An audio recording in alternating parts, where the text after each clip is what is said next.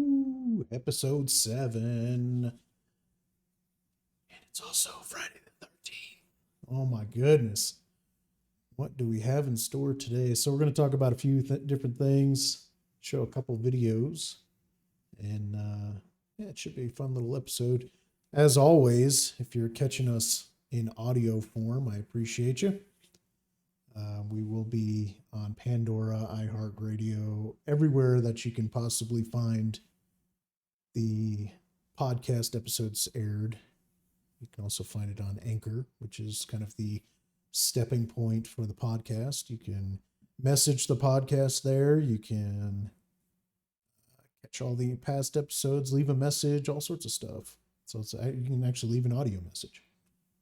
We also have our Discord, so you can join the Discord and comment during a segment.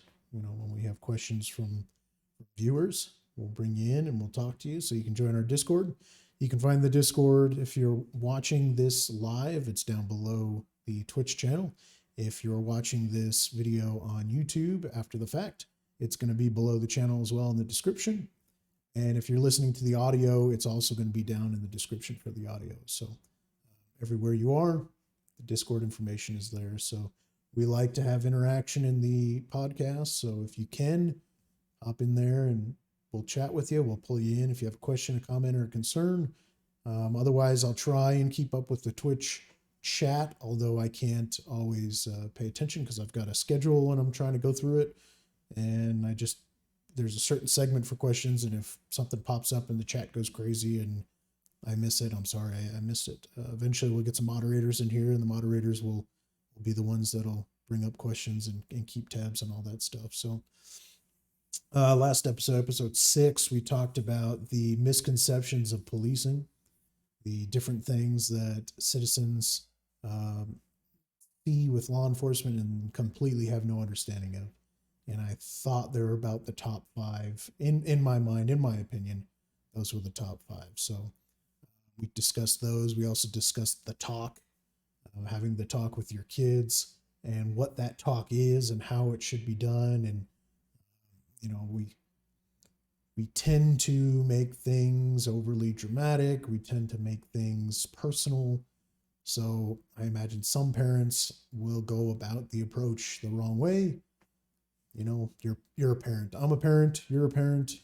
I'm not going to tell you how to parent your kids, but I do have suggestions and recommendations on how to approach that whole conversation. So you can take a look at that episode or listen to that episode and see what that was all about. We are going to be making a change to the podcast. The podcast will now air on Thursdays at 10 p.m. Eastern as opposed to Friday. And the reason for that is my family, we have days off together that are on the weekend. I would like to spend the weekend with them without having to worry about, well, I can't go out of town, or I can't do this, or I can't do that because, I got to be here for the podcast. And as much as I love the podcast and I won't miss an episode if I can help it, physically, mentally, everything, if I could just not help it, I won't miss it. But I would love to have more time with the family. So I would like to have a Friday night, a Friday during the day, to be able to go out and not have to rush back to the studio and do this. So we will hold them on Thursdays. On Fridays, you'll have the upload, so you'll have the whole weekend to listen or watch the episodes as they air. So that's the big news, the big change. Everything is going to stay the same. Everything will continue in the same format and everything else. Eventually, I am going to have a second host that will come in and sit with me and virtually sit with me and do these episodes. So look for that in the near future. There's a couple people that have reached out and showed interest, so that may happen. But yeah, so Thursdays, 10 p.m. Eastern. Convert that to your time zone, whatever it is. In Colorado here, it's 8 p.m. So convert that to whatever time it is, same time, just on Thursdays. So there was a silly little incident that occurred. We're going to talk about it. What you're seeing on the screen, and if you're watching this visually, you're able to see it. But if you're not, if you're just listening to the audio, There was a tweet that had gone up by ICE, Immigrations and Customs, and the post was about their account had disappeared for a day. And there was a lot of speculation and there was a lot of talk on Twitter about the fact that they had been banned, their account removed, things like that. And so ICE came out and said, "No, we're back. It was just it was a fluke. It was a glitch, technical glitch, and they appreciate Twitter helping them out and getting them back online. So they wanted to say thanks for hard work, and they're going to show um, what they do, their hard work going forward." And so there was a whole big fiasco and drama filled thing about this all day long.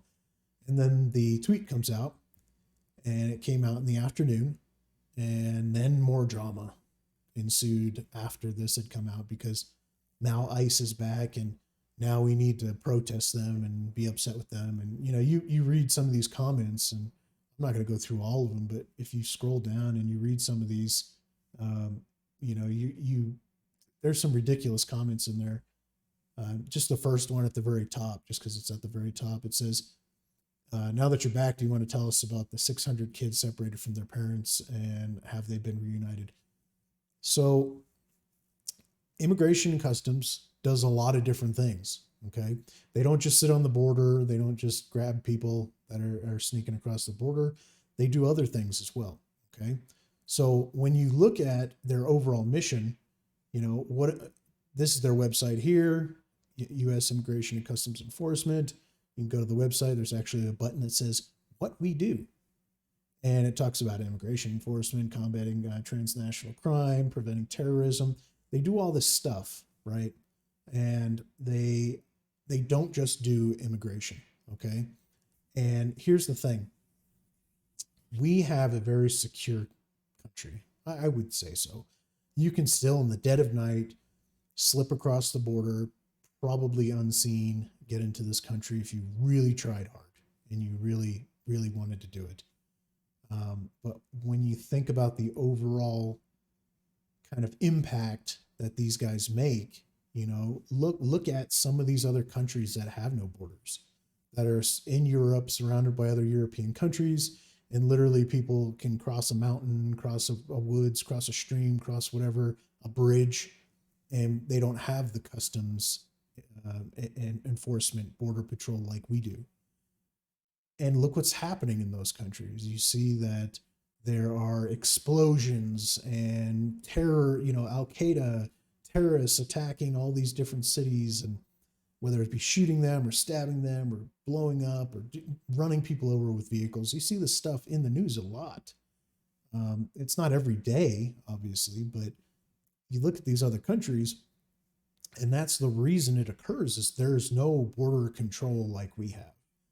If we did not have this border control that we have now, we would have terrorism. We would have nearly every other day some sort of explosion in this country of somebody blowing something up because they're a terrorist and they got through. We would have just, you think the drug problem is bad now. Just imagine if we didn't have border patrol that was stopping these guys, these cartels and all these other things getting across the border.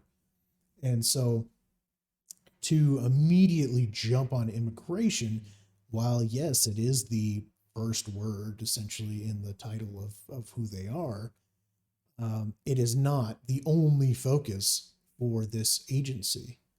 And to focus on that, it just shows how ignorant you are. The guy says, what about these 600 children? Let's talk about these 600 children. How did they get here?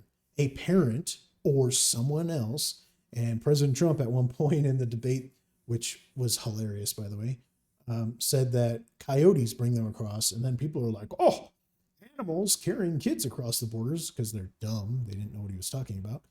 But these people who are not parents are bringing them to their parents or bringing them to family members or using them to get across the border. Because if I have a baby or I have a 2-year-old, can't speak, can't tell you what their address and telephone number is and their name and their birthday and everything else. and I run into a law enforcement officer, they're going to be less inclined to separate me from that child. And they're going to feel bad. It becomes a lot of work. It's a lot of effort. There's a lot involved to reunite a child with a parent when you have no idea who the child is and you have no idea who the parent is. So these people utilize children to get across borders. And sometimes it's not their own kids. Sometimes they're stolen. They kidnap somebody's kid and they take him across the border and use that kid as a human shield to get across. So these 600 kids that are separated are not from a family that's sitting around the table every night talking about how school was and how great things are. These are impoverished. These are poor families. These are struggling families. These are families that are separated at the border, trying to find a new life, trying to find a better life, but they're separated because they're caught in the midst of committing a crime. It is a crime, whether people want to believe it, whether they want to be okay with it, whatever it is. Crossing a border illegally is a crime. And in some countries, you'd probably be shot for it. Some of these other third world countries that, their military is on the border. These aren't military soldiers on the border. These are government agents that are on the border, federal agents. You go to some of these other countries, they'll probably shoot you if you try to cross the border. So these people are coming across the border. They're already in bad shape. Okay. They come over, they get caught. They're not going to stay together. We're not putting these people up in the Motel 6 and the Hilton and the Sheraton and whatever else. Okay. They're not going into a hotel. They've committed a crime. Now they can request asylum and say, I want to live here and everything else and blah, blah, blah. And then they got to go through a whole process to get into the country legally at that point. But they're not going to take a 30-year-old male and a 5-year-old kid, put them in a cell together. It's not going to happen. Or in a room together. And forget the cells, forget the cages, forget all that stuff. They're not going to put them in a room together. Number one, they don't even know that that's the parent. Number two, if it is or isn't is irrelevant to the fact that you just put a child with an adult who can hurt them, assault them, molest them, do all sorts of different things, not being the parent, okay? And you can't run that risk. So these kids are getting separated, and rightfully so. Some of them need medical attention. A lot of them need medical attention. A lot have died crossing the border. And to be upset with the fact that they're separated is asinine. It's because you just don't understand how the system works. So they come across, they get separated, they get medical attention, they get food, they get water, they get sleep, they get whatever, okay? Eventually, some way they're going to come together, okay? Now, they have 600 or 600 and something, I forget what the actual number is, but they have all these kids that were separated. Some of them, again, are not crossing with their parents. How are they supposed to connect them with their parents? I would love to hear from anybody how we should fix this problem. Because if I take a kid from a guy and he's like, that's not my kid. Okay, where'd you get this kid? Somebody paid me to bring the kid across, but I want asylum because I want to stay. All right, well, now you got this 2-3-year-old kid, doesn't know who their parents are, doesn't know where they are.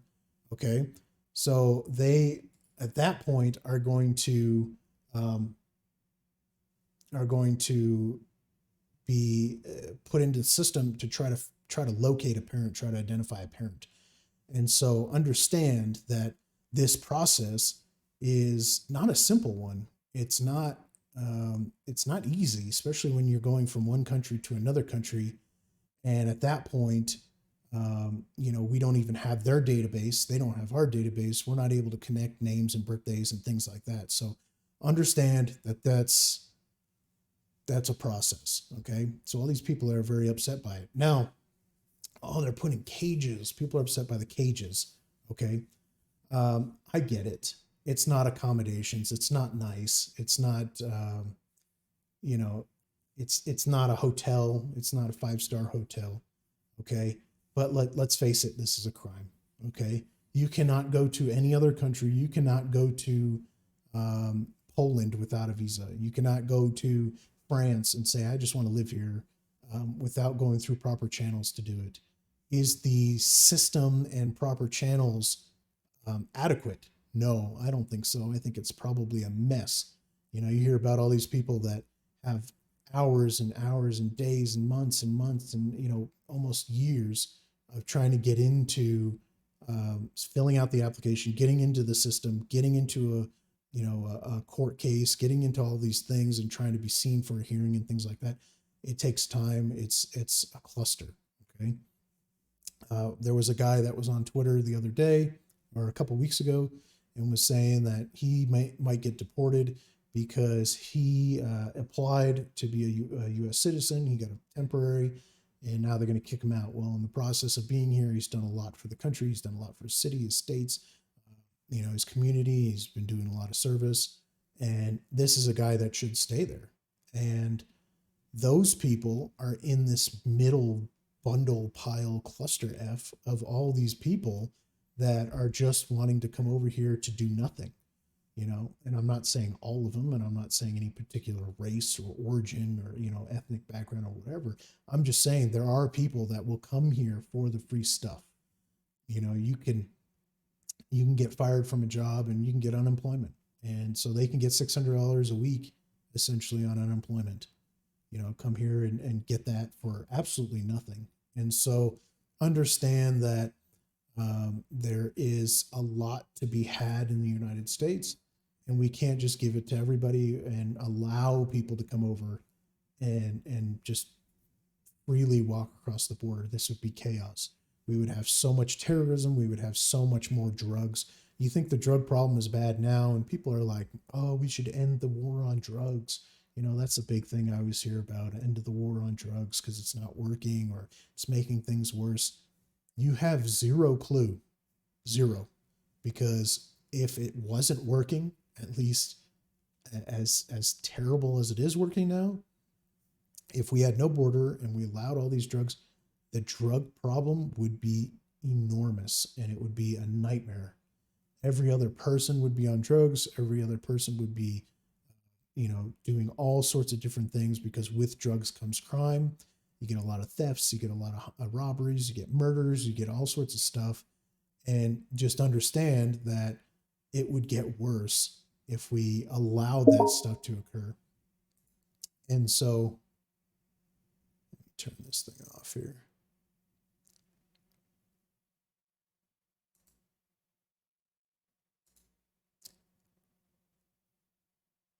So understand that would be a problem. Okay, so we can't let that happen. We can't let that occur. So that's what we're seeing now. That's what we're seeing, and then we're seeing a lot of these clowns that are talking about, how ICE should not exist, how we should defund and abolish and do all this stuff. And I don't know what to tell people when they're like that. I don't know how to get it in their head to explain to them that this is a legitimate problem. See, here's one right here. Can't wait for more great news. Abolish yourselves, assholes. That's the stuff. Oh wait, here we go. Here we go. That's the stuff that I'm talking about right there. Is, we can't abolish ICE. Do you have any clue?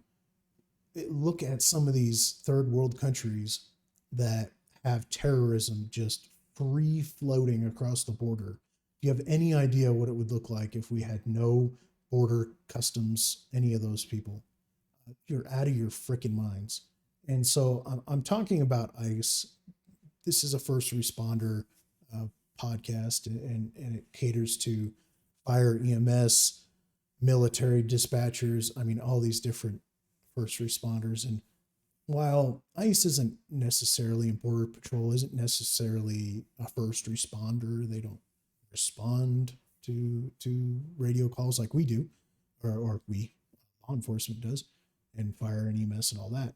They are still on the front lines, and they still are enforcement officers, law enforcement officers. So I recognize ICE and the federal agents and all these guys that are doing, and ladies that are doing all of this work. And I think we can easily make that law enforcement. I think we can put those in that same category, that thin blue line.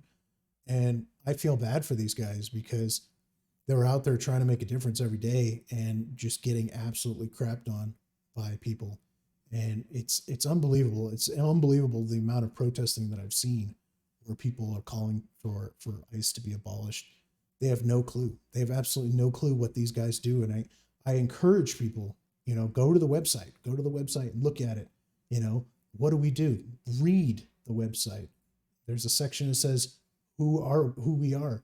Read that. Learn what Immigration and Customs Enforcement does. Understand that this is not just taking kids away from families. And I already discussed why that occurs. Understand that there is a whole big mission, and it's to secure the border. And they need to be able to do it. And then you need to knock this crap off with getting down their abolished throats and all that stuff, because this is necessary. This is necessary. What they do, the work they do is necessary. So understand that's got to occur. This is more than just a one thing that they do. We have a facility in Colorado, in Aurora, where they have a detention center, an ICE facility, and there's protests there all the time and everything else. And it's ridiculous. It's ridiculous. So understand that. Is it ideal? No. Can it be fixed? Yes. Do we need to abolish them? No, don't be stupid. Do we need to get rid of them? Do we need to defund them? No. If anything, we need to fund them and make things better. So understand that that's what's happening right now. And to see that whole fiasco transpire today was kind of disappointing. So move on from that. But hold the line, guys. Hopefully you can keep at it. So this video is funny. So we're gonna play a little video, and for our audio listeners, it will be something you can listen to. It's not stereo. It's only in one ear because it comes from a helicopter, and understand that most helicopters are like that. But I'll play the video and I'll kind of narrate it a little bit. But this is both funny and amazing, this video. And this was making its rounds on kind of the police Twitter today. And I had some other stuff I was going to talk about and do, but it's like a week old. So when I write up my schedules, they're like done on Sunday. And then when I get to Friday, when I'm getting ready to do the podcast episode, things have changed drastically. And, I want to change things up and make them more relevant to the current time, as opposed to 4, 5, 6 days ago. So understand that stuff like this may come out the day of or before, and I'll be talking about it on the podcast. I would love to do a daily podcast where I can talk about stuff that happens every day, 30 minutes, 20 minutes, whatever it is, and not go as long as I do on these episodes, but we're just not there yet. So I'm going to play this video. It's like 2 minutes. It's not even 2 minutes. I'll stop it right at the greatest point of the video. But see, certainly a situation where he pulled over and allowed the other people who are in his vehicle to get out. So they've got this car stopped. The officer's boxing into it, and the driver jumps out and runs. Out of the car. So he's running down the sidewalk, runs into the street, runs back to the sidewalk. Stand to guess that this guy doesn't have much of a chance in terms of. And boom! Oh, careful! Oh my God! The tree jumps out of nowhere and takes out the officer, and that's hilarious. I would venture to guess and that this guy probably I'll talk about that here in a minute. Too far without getting tackled at some point here, but he made the turn. So he's still running. Kind of, on that he is slow as dirt. There. He's still. I think the tree just basically took the officer near out. An apartment complex here, and he's going to be in the back alley here, guys. He's going to be in the back alley behind. I imagine this guy talking air unit is up on it is here. able So, to bear with us here, guys. Bear with us. We're going to try to maneuver into a position where we might be able to see a little bit more. You can imagine there's a lot of air traffic up here, so we're going to try and do this. Here comes a cop car down the road. Here comes the guy. Coming back out to that same and then street. right here is the greatest part of the video. He's still running. Oh my gosh, guys, get this dude. Okay, so there we go. Boom! There we go. Oh, thank Boom! you. Wow. Wow. demolished. So that's hilarious. Saw That dude My got wrecked. Even the guy talking about it. So I'm gonna back up just a little bit here because this is relevant. So the the guy gets demolished by the officer. He runs up and he tackles him, and that was one of the hardest hits I've seen in quite a while. So it was pretty impressive. What I wanted to rewind this video a little bit and talk about. I one time was downtown, and there was a shooting, and so I was out talking to some people. I forget what I don't know if it was a traffic stop or whatever it was, but I was out of my vehicle. I was sitting there talking to people. Somebody literally shoots another person across the street, and I mean, when I say literally, I mean like I am standing in the middle of the block, and right at the corner, he shoots somebody. And so I get my radio out, and at that point I didn't have a microphone on my shoulder, but I had so I grabbed the radio and I pull it up. I got shots fired. I'm down here, blah blah blah, and I'm running while I'm talking, and going across the street, and I'm dodging cars, like, because all these cars are still going. And what reminded me of this story was right here in this video. The officer's running. He's got his radio. And it goes flying. And so my radio also went flying. And when I was putting it away or whatever, and it just went flying. And somebody picked my radio up. They've never found it to this day, as far as I'm aware. Somebody scooped up my radio and took off with my radio. And so they had to like shut the radio off and do all the mumbo jumbo that they do on their end. But it reminded me of this part in the video, because if you watch right there, his radio is flying across the road into traffic. And so it just reminded me of my incident that I had. That tree hits this officer so hard. I mean, it looks like he uproots the tree. He hits it so hard, and it's so amazing. I mean, he would have had that dude. He was like, so he was almost reaching out to touch him, and almost had him. And just that tree came out of nowhere, that bastard. So needless to say, this was a pretty good video. And I'll play the reaction from the helicopter pilot again, because I think that the audio is great. So we'll play that again here. Okay, there we go. Oh, thank goodness. Wow. Wow, you saw that. My goodness, what a great tackle here. They got him. Oh, my God. Even the helicopter pilot's impressed. I like it. That guy was going nowhere fast. I mean, he was literally like huffing and puffing and kind of barely going along. And then you see in the video, there's a dog right there. That dog is ready to go. So if he didn't tackle him, that dog would have tackled him and took a bite out of crime. And probably would have done some hurt to him. I think he probably was already hurt. I think he's feeling it today. I don't remember when that happened. It says November 11th. It was posted at 10 a.m. So a couple days ago. I'm not sure when that actual chase was, but pretty amazing. It was in Los Angeles County. So it says California Highway Patrol initiated the chase. And so it looks like they got him. So pretty amazing. You don't see stuff like that a lot. I've tackled some people, but not a whole lot, because every time you tackle somebody, that's a use of force. And so you've got to justify it, and you've got to do paperwork, and it needs to be reasonable and appropriate. So it was in that case, because that dude wasn't stopping. He was still going. And that officer actually saved him from potential serious bodily injury from that dog, because that dog would have took a bite out of crime. So funny video. I thought it was great. Every once in a while I'll see a video like that and I'll just start laughing, because it's just, it's good stuff. So we're going to talk about Minneapolis. Now, obviously we know Minneapolis, it's been in the news a lot. A lot of the officers left following George Floyd incident in mass.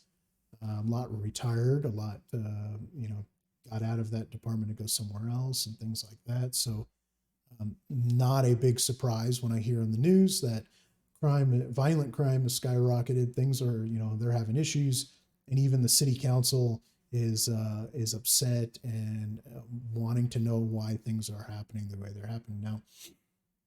Understand that they created this mess.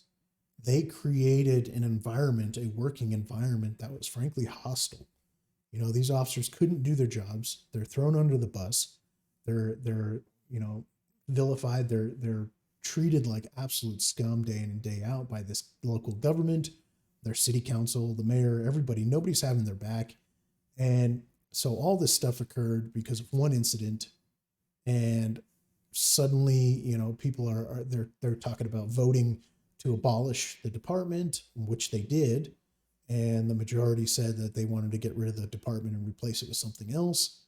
So a lot of these officers, and rightfully so, left. And I would have been the very first one to, as soon as that was even discussed, as soon as they said, yeah, we're going to talk about abolishing the department and we're going to put it to a vote, I would have been like, take my badge off and throw it right at them and say, well, here's my vote, piss off. And I would have left. I would not stay in a department that does that, treats their police like that. And I certainly cannot blame these officers for leaving, and a lot of them have left.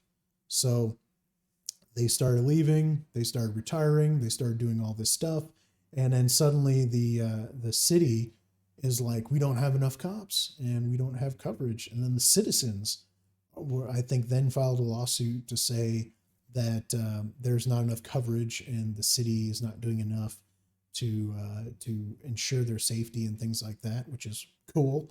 Good job, citizens. You should be getting involved like that and backing your law enforcement, because we all need law enforcement. Is law enforcement doing everything correctly? No. But they're doing it pretty well. They're making do with what they have. And if this was a perfect world situation, things would be a little bit better. But things will happen. Bad things happen. And so, George Floyd, that was an example of a bad thing happening. So things happen, and we can't knee-jerk react to literally everything that happens. We can't say, especially in different states or different cities where, if you have the Rodney King incident and you look at that, and that's pretty impactful. That was pretty significant for the time. It was that was a full-on beating that was videotaped, and it was just, he was curled up on the ground and they were beating on him, right? So you look at stuff like that, and does stuff like that happen every once in a while? Sure. Should that impact the nation and policing as a whole? Sure. When you have something, that happens, say an officer gets drunk and crashes a car, or an officer sends inappropriate text messages to somebody that they met while on the job. Should that impact the whole law enforcement profession? Probably not. Is it something worth talking about? Sure. And I know a lot of departments debrief and do stuff for training and things like that. Just kind of like what I'm doing with the podcast is I'm breaking down topics and I'm breaking down videos and talking about stuff. And a lot of these departments do that, and it may impact their department. But I think we have these incidents that happen in a city, that happen in a state, and we knee-jerk react everywhere. And that's what we're seeing. We're seeing a lot of this defund the police movement. We're seeing the abolish the police movement. We're seeing all this stuff. And, some of these places are even talking about getting rid of the whole department and replacing with civilians, and law enforcement officers are civilians. Make no mistake. These are guys that live in your state, your county, your city, whatever it is. Not every department requires that you live in your own neighborhood that you're enforcing, and I don't recommend that. You don't want to meet the people that you enforce the law to or with. You don't want to see them off duty in the supermarket. And I could tell you a story. I one time went to a supermarket. I walked through the line, and this is maybe the second time or the only one of 2 or 3 times this ever occurred. But I go through, I check out, and the lady says, you don't remember me, do you? And I go, nope. because I don't remember anybody. I mean, I do, but just looking at somebody's face, I'm not just going to pick them out of a crowd and go, man, I remember you from 2 years ago or whatever. She goes, yeah, you came to my house. I said, oh, okay. And I'm thinking, great. This is a law enforcement thing because I don't go to people's houses. I stay at my own house. So this must be a law enforcement thing. She knows what I do. And boy, did she know what I do, because she goes, I said, how'd that go? And she goes, well, you arrested me. And I was like, well, that sucks. And that put me in a really awkward position. I didn't really know what else to say. I said, well, hopefully everything else is working out for you now. And I left with all my groceries. So it is not cool to live in the area that you work.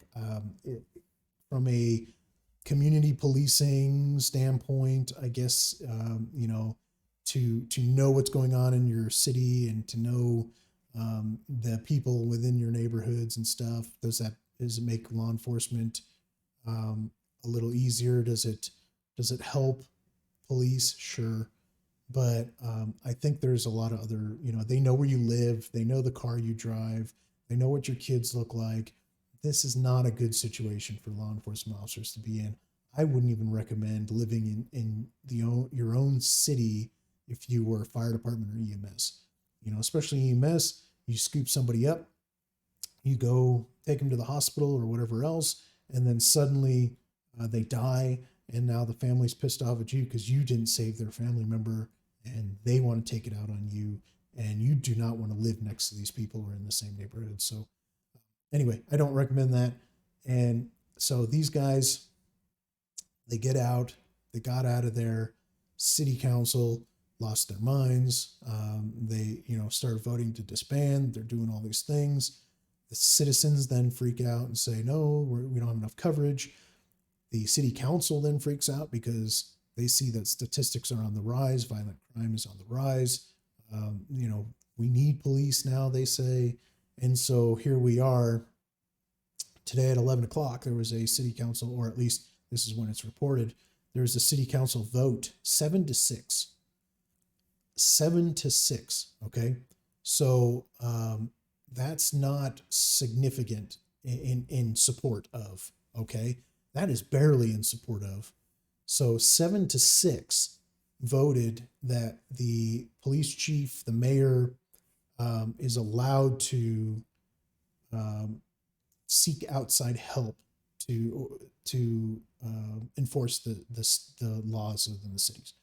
And if you're unfamiliar with how that works, some cities, especially the small ones that are like 1,000 people or whatever, will hire outside the county to come in and do law enforcement because it's cheaper than creating a whole department, funding law enforcement officers, a chief of police, uniforms, cars, all this stuff. So they're now trying to seek an outside source to come in and do law enforcement in the city. And they said something to the effect of 20 to 40 additional officers they're trying to get.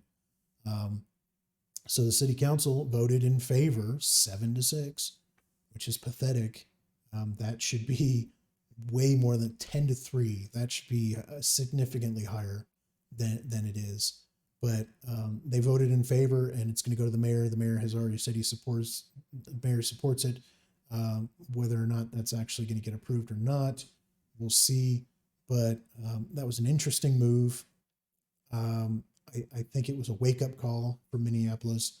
I think it's a wake-up call for the rest of this country, that if you disband, you defund, you do all this stuff to police officers, you are going to regret it later. These are some of the most hostile city council people I've seen in a long time, and they are regretting every second of it. Although 6 of them voted to not allow this, they're out of their minds. And what you'll see is with these city councils, the city council has people within their jurisdiction, their little area. They'll talk to them. Oh, what do you guys want? Blah, blah, blah. And they'll try and represent them. More often than not, they don't care about you. They don't care about the little people within their areas, just so long as they vote for them again. That's all they care about. But What's of note though is that these city councils will make decisions, rash decisions, and the fallout is national. You know, they're under the microscope, and they made all these quick decisions. And I think at one point they voted significantly in favor of disbanding the police, but then found out legally they're not allowed to. They're not able to disband the police department. So the police department was saved. But they make these knee-jerk reactions, and then nationally people look at them and say how stupid they are. And I imagine these 7 people that voted in favor, there's probably 3 or 4 of those that were on the other side not too long ago. And what happens is the pressure starts pushing these guys in a different direction. And then suddenly, oh, we need police. We support police. We back the police. Back the blue hashtag. And then so people start going across the aisle. And that 6 is probably going to be 4 in a couple of weeks. That 4 will then be 2. And then you're going to have the 1 or 2 holdouts.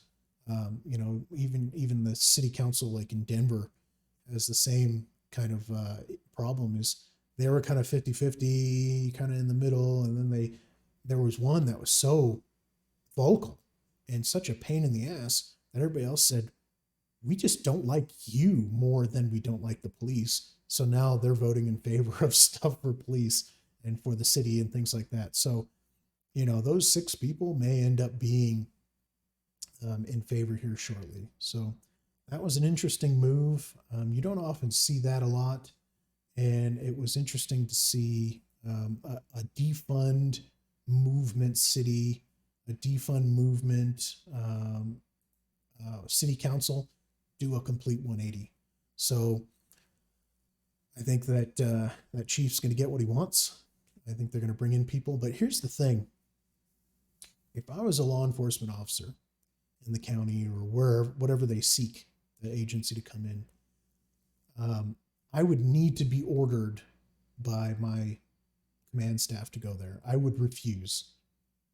I would say, I'm not responding to that city. I'm not responding to those calls because of the hostile nature of the city council, the mayor, everybody else.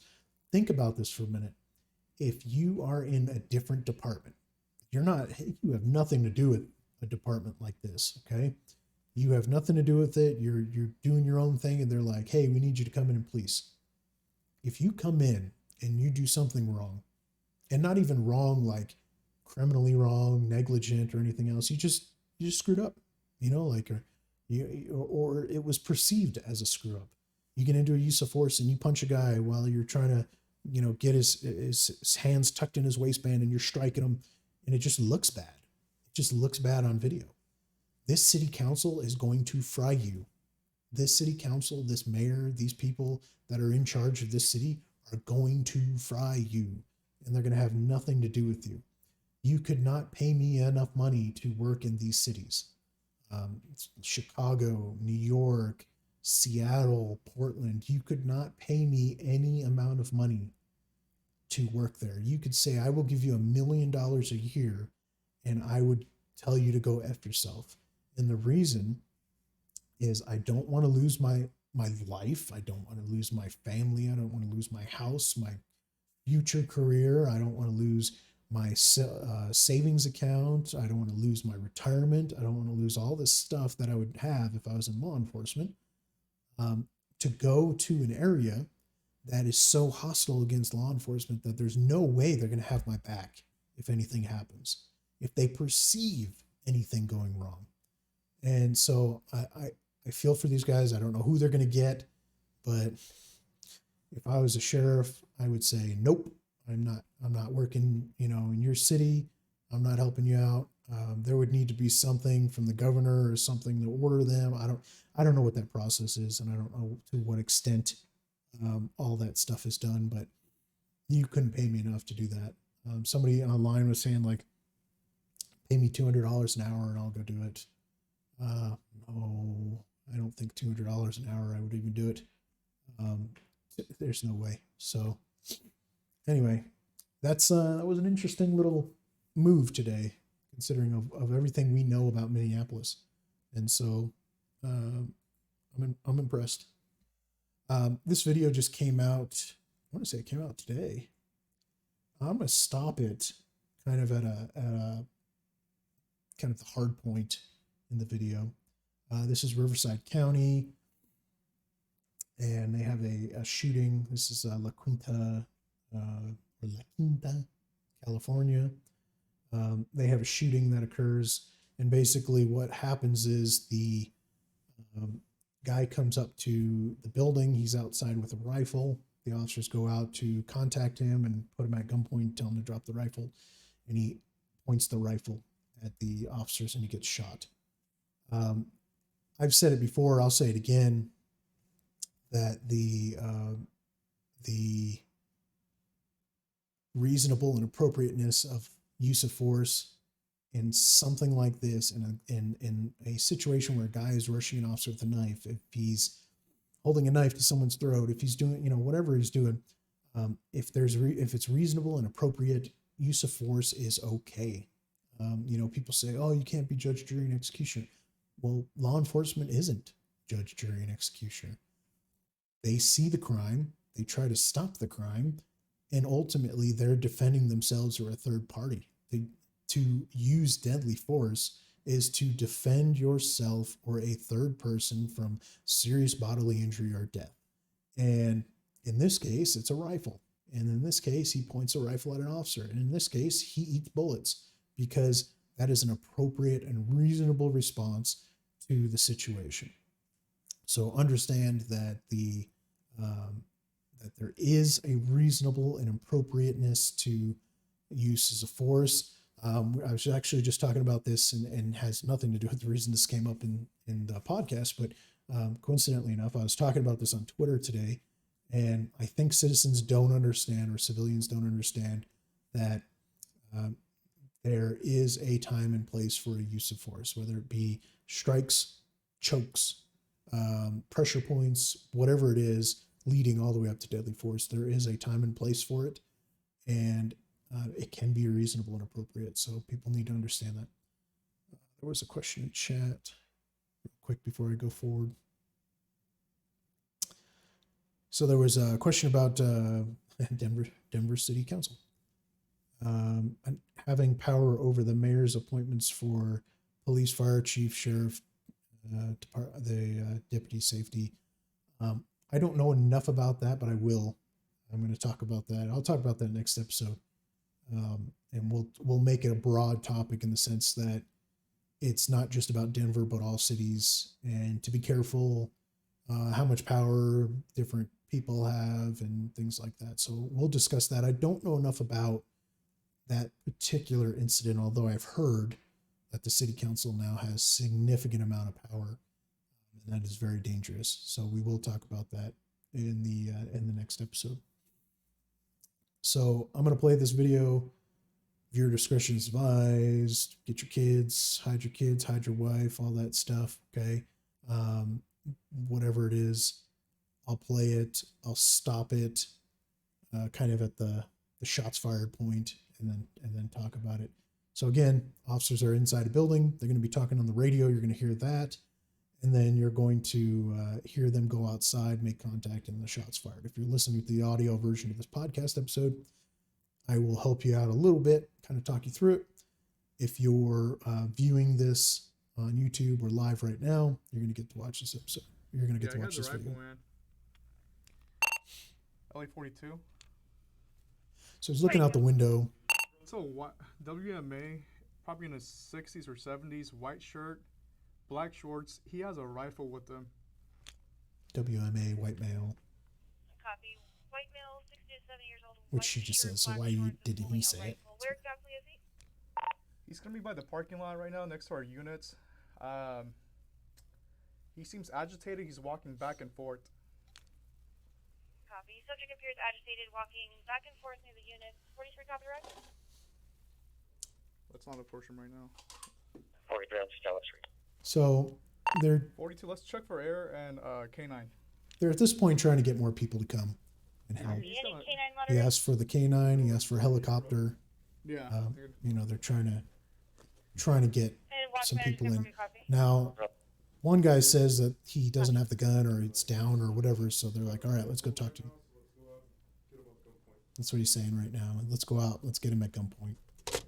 So they go outside. There's two officers. Drop the gun, sir! Drop the gun! Gunpoint. Drop the gun! All right, so I'm going to stop it right about there. Okay, it's very clear from the video. I'm going to rewind it just slightly here, just so that you can see.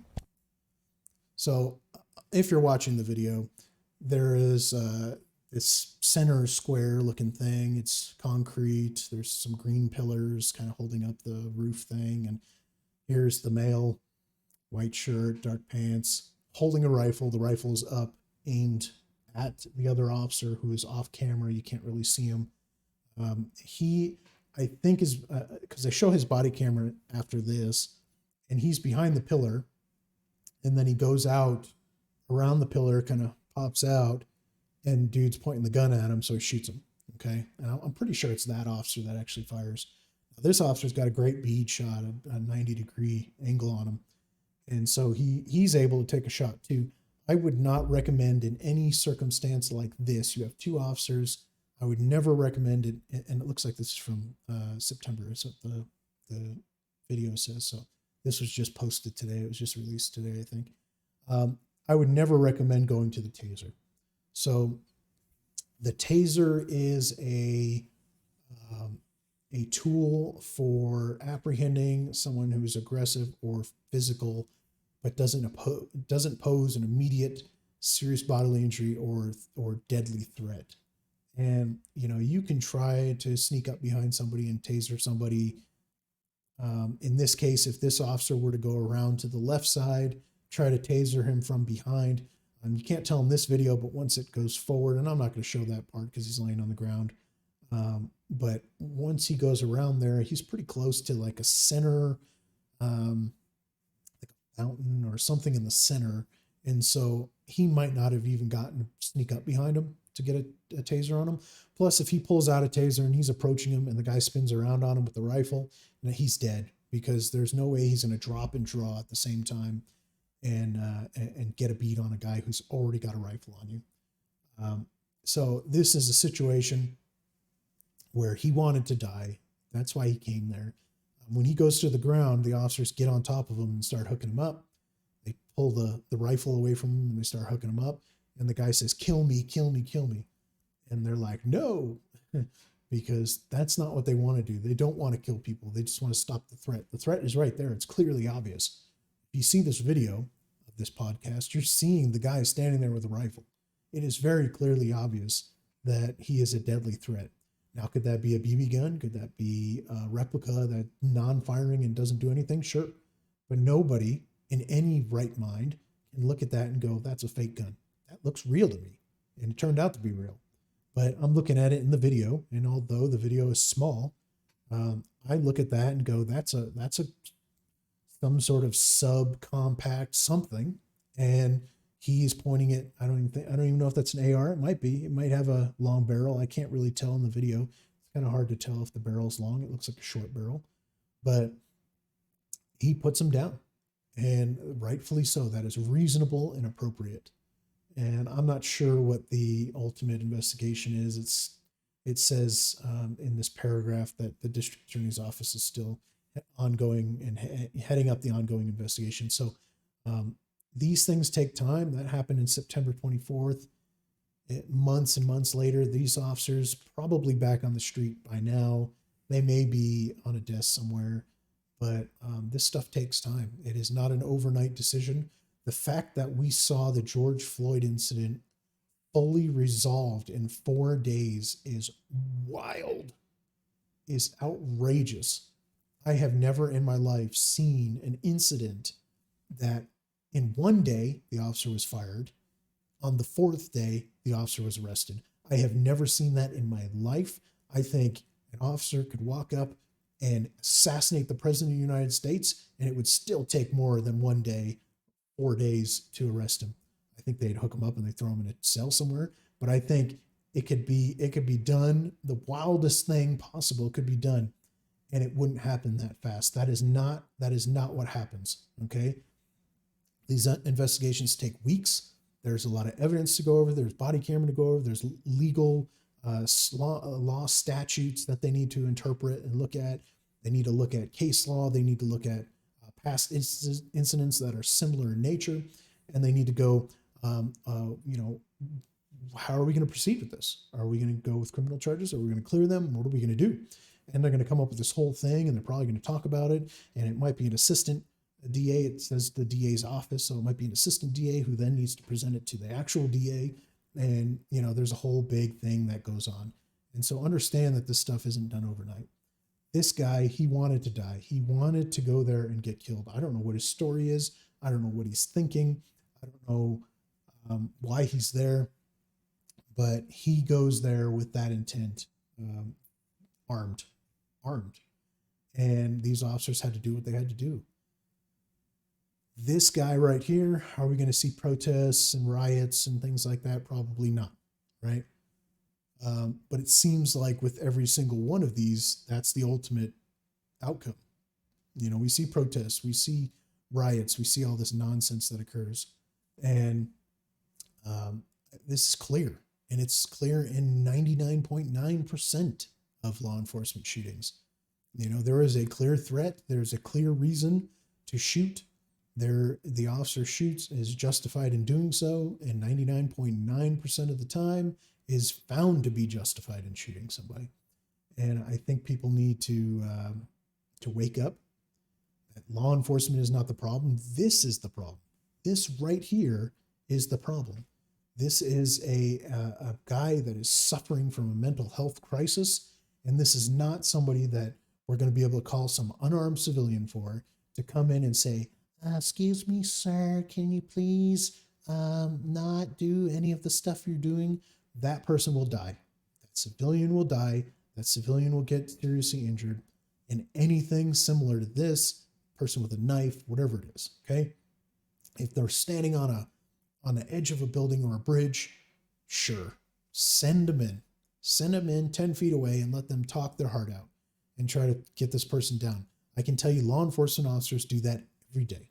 If you don't see these videos, if you don't see the clips of the officer that will actually go out and sit next to these people and try to convince them to come back in, they do it all the time. It is not lethal weapon. It is not, I put a handcuff on you, let's jump because I'm freaking crazy too. Okay, that stuff doesn't actually happen. That's Hollywood. Okay, so law enforcement is very capable of dealing with these situations. And in this case, there wasn't a whole lot they could do. The guy didn't have the rifle up, I guess, initially when they went outside. And then they went outside and contacted him and said, drop the rifle, drop the weapon, drop the weapon. He didn't drop the weapon. He pointed the weapon. He said, clear, present threat. They fired. So this stuff is happening all over the country. People need to wake up, stop being stupid, and understand that there is a reasonable and appropriate time and situations where use of deadly force is authorized, where it is appropriate and reasonable. And based on the circumstances, based on the totality of the circumstances, that is able to happen, and it needs to happen sometimes. In this case, it needed to happen. Even if this guy didn't even want to shoot, and he had no intentions on shooting, or, it wasn't even chambered, let's say. The officers don't know that, number one. And if the officers sat there and just kind of talked it out and, come on, man, come on, man, come on, man. And he says, oh, this isn't working. I got to try something else. Racks around and then starts shooting at the cops. Now somebody else might die. And law enforcement officers don't deserve to die. They deserve to go home like everybody else. And unfortunately, this guy made a bad decision. Okay. This happens all the time. And I don't mean all the time, like every day, but it just happens way too often. We need to look at the problem. The problem is not law enforcement. The problem is not tactics. The problem is not training. The problem is not understanding and feeling emotionally the needs of your community and fellow man. The problem is mental health. The problem is drugs. And those two big issues are causing these types of confrontations more and more. people are going crazy because they're trapped in their houses.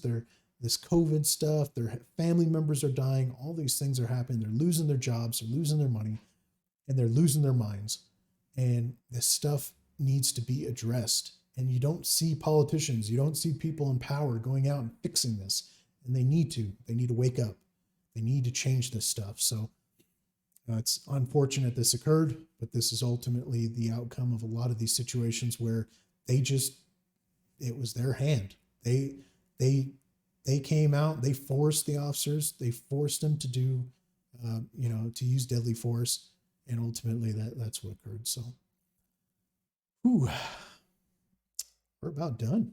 We're about done with the episode today. If we have any additional comments, I'll take those at this point. I'm not seeing any in the chat. I'm not seeing any in the Discord. So I think we're okay. Going back to what we talked about earlier is we are going to air live on Thursdays at 10 p.m. Eastern. So expect that change to start this following week. Looks like the 19th will be episode 8, and we will go on from there. And I'll go ahead and throw on the schedule that topic about city councils and their power and things like that. We'll talk about that. And we can even talk about and stretch that a little further, more globally, to encompass even EMS or fire, certain boards, directors and things like that, having too much power and influence and things like that. So there needs to be a very good balance of power.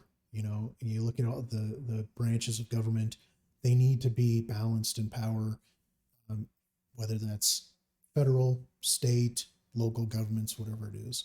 So you can't give them the power to make the ultimate decisions without some sort of checks and balances. So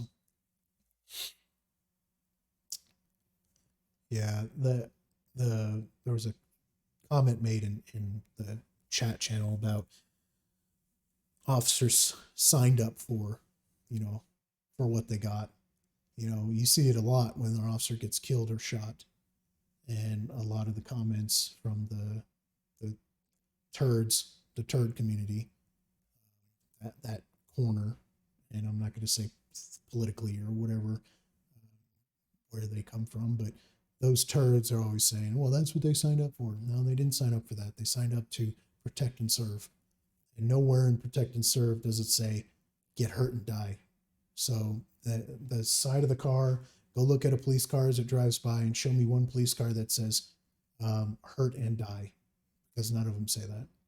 They don't deserve it. They don't, law enforcement, EMS, fire, none of them deserve to come in, get hurt to save you, although it happens all the time, and they're willing to do it. And they put that uniform on at the beginning of their shift and they take it off at the end, knowing that they could die at any moment, and they're willing to go out there and do it for you, but they don't deserve it.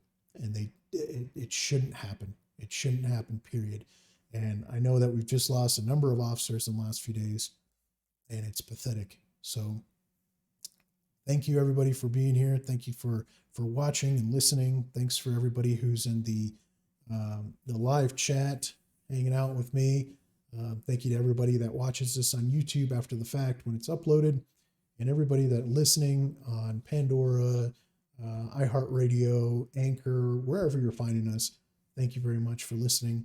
I appreciate you guys all being here. I look forward to future episodes, and I can't wait. So have a good one, everybody. And remember, we have to defend those who defend us. And that is the purpose of this podcast. That should be your mission. That should be your personal mission, is to go out and defend these people that stand on that line every day. That thin line, whether it's law enforcement, EMS, fire, military, whoever it is, they're standing on that thin line between good and evil, and you need to defend them because they're out there defending you every day. Have a good one.